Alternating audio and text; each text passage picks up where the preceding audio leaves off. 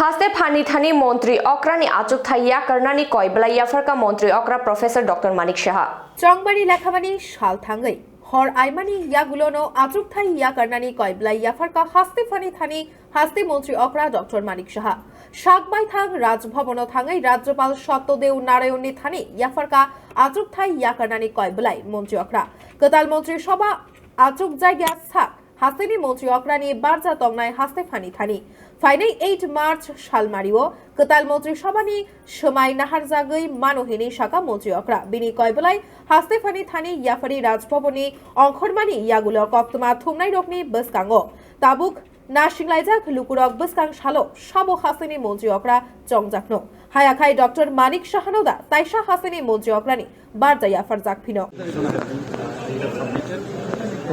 लेकिन गवर्नर साहब ने मुझे कहा कि जब तक न्यू गवर्नमेंट ना फॉर्म हो तब तक आप काम करें।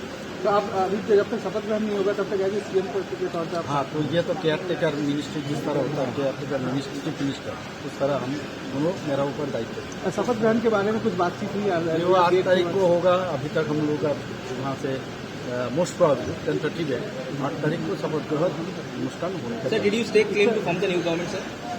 No, not now. That is another second part. So when you will be claiming?